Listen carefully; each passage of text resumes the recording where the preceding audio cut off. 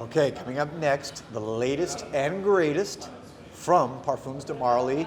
This is Oriana, and they expect really big things from this fragrance. I'm going to tell you why with a little inside scoop and info coming up next.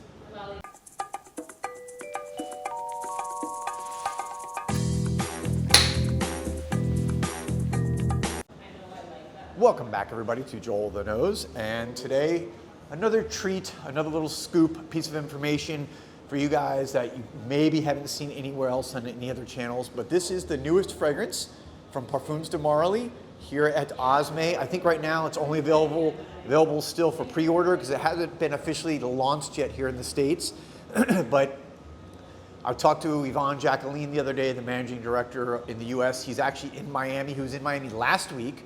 This is funny, I ran into him at the Brickell City Center Mall at the Saks Fifth Avenue because he was over there training their sales reps on Oriana.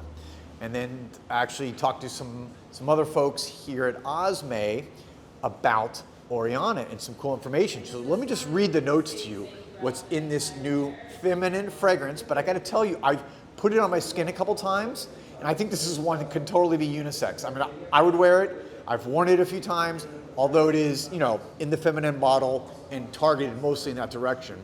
But let me just read the notes to you, actually this way. So at the top you have mandarin, bergamot, grapefruit. At the heart you have orange blossom, blackcurrant, raspberry, and at the base you have marshmallow, ambrette, chantilly cream, and musk. So what's interesting about this fragrance is, and let me spray it right here so you can kind of see me get a quick first impression here. Oh yeah, it's not overly sweet. You definitely get that, you know, at that top, you get this, it's citrus, right? So you get, I in my nose get that mandarin, but you're also getting something creamy in there. And I think that it's that marshmallow. It's such a unique note. And it's hard to describe because it's almost like fluffy. If I could describe a fragrance as fluffy, this is kind of like light and fluffy, but with substance. So I would describe it as like a marshmallow that's almost been cooked on, you know, like roasted marshmallows, because it's not just a plain white marshmallow, it's got something behind it. And, you know, maybe again, that's the musk at the base that gives it a little dirty sexiness, but this almost kind of reminds me of a, you know, a cooked marshmallow. And when I talked to Yvonne and then some of the, again, people at Parfums de Marly about this, because I wanted to kind of get the scoop and find out some more information about it, what I learned is very cool.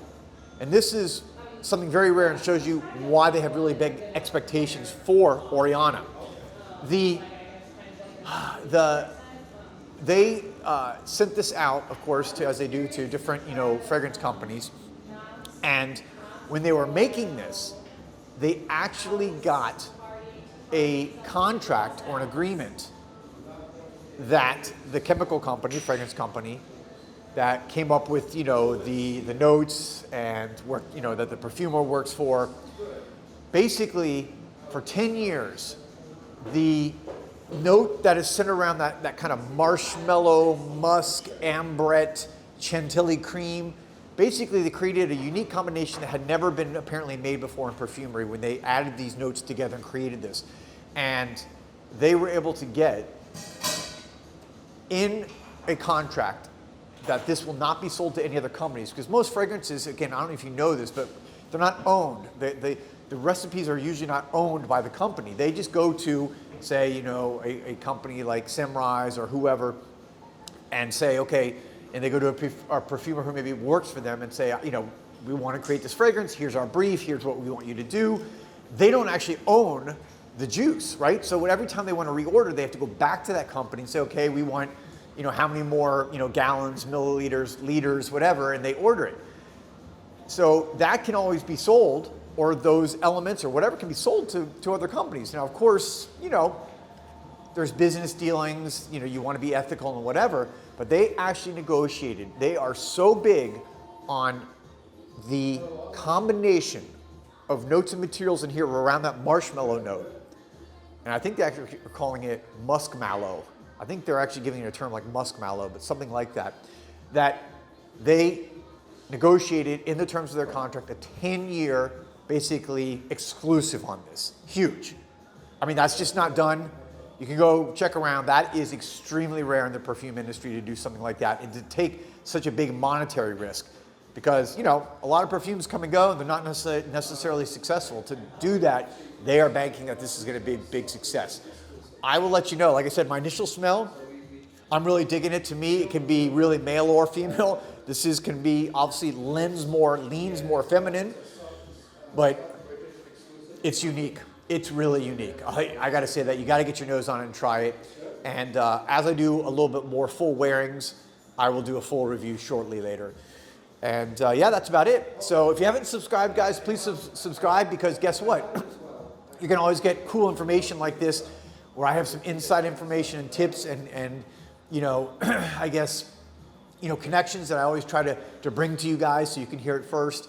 If you like that information, again, please subscribe, like the video, ring the bell for notifications so you always know when I release a new video. And you can follow me on Instagram at JoelTheNose, same channel name as my YouTube channel. So that's it. The kind of introduction, first impression of Oriana. I'll be back soon with another video, you guys. Peace and love.